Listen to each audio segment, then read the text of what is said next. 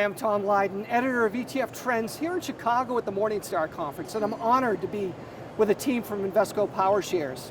John Feyerer, Nick Kalivas, Dan Draper. Gentlemen, welcome. Great to have you. Great to be here.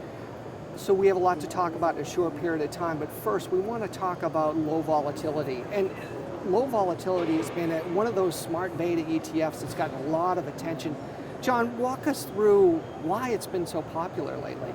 Well, certainly I think, Tom, that volatility is on the minds of investors for obvious reasons. And since we launched the first ETF in the space, we've seen tremendous interest. What we have begun to dig into, though, has been the research, continue to dig into the research around the low volatility factor. And we really look at low volatility as a factor right alongside the traditional fama French value, momentum, and the like. And it really is pretty compelling towards looking at low volatility as a core holding for investors. When you look at quite a bit of research, actually recent research as well as research that goes back decades now, that points to low volatility being a very good investment factor to be utilized in the core of an investment portfolio. Well, in today's markets, as we may have a bull market that's a little long in the tooth, advisors have new cash that they're looking to put to work.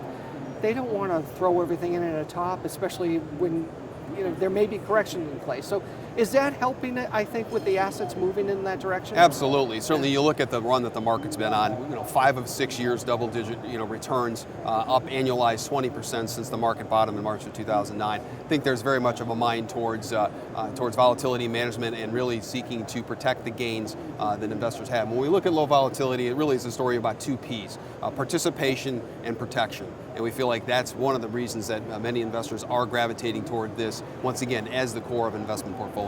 Great. So switching gears, Dan, you've got a big year this year, 10-year anniversary of your relationship with the folks at Research Affiliates. Tell us a little bit about it, because really you folks have been pioneers in the smart beta space. Absolutely. I think arguably well before smart beta was smart beta, there was fundamental indexing. And for us to be very proud partners with both RAFI as well as FTSE. FTSE RAFI is the index.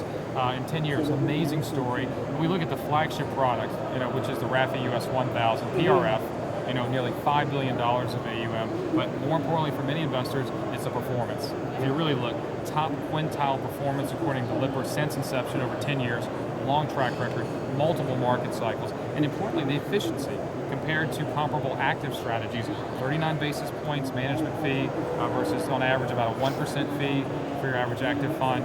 No tax capital gains. Very importantly, again, an active fund on average is about 240 basis points or 2.4% a year of taxable income on average.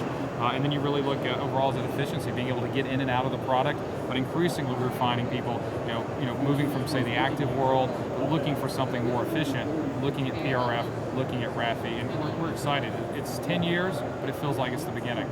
Well, just a few years ago, it seems like yesterday, the financial crisis, where a lot of people got hurt real bad as their allocation in financials was huge. In this allocation, or in this discipline, very low allocation of financials at the top. That's right. Valuations were great at the bottom. Discipline goes in and buys financials. I mean, it's a great story. That's the key. If you buy the market, obviously you got one factor. You're going up and down with the market. But being able to look and have a systematic approach where I can look at fundamental factors, not price driven, but everything from cash flow and sales, book value, dividends. How can I get those in a systematic way? When basically those increase, I want them basically rebalanced down, and I want to be able to buy value effectively on other important factors, low volatility to some degree. I want that in a fundamental strategy that I can rebalance and realize those premium and gains. And once you accumulate that benefit over time, as we've seen with RAFI, you get top quintile performance. Absolutely. And Nick, finally, the rose between the thorns. You've been working on some exciting things.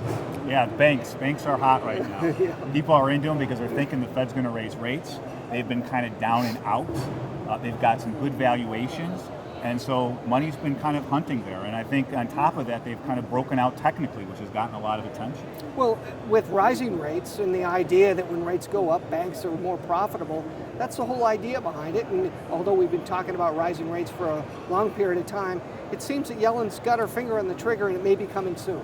Yeah, the labor market's starting to heat up. I mean, we've seen wages rise. I mean, today we saw wage and salary income up 5% year over year. So it's very strong. Labor market's tightening. The Taylor rule, which the Fed uses, is suggesting the funds rate should be about 200 basis points higher. So people are looking at that closely. Great. So, gentlemen, thanks. We touched base on a lot, but if investors, advisors want to get more, they can go to Invesco PowerShares.com, correct, and get all that information. You guys do a great job on your site. Very educational. Thanks for being with me today. Thanks, Tom.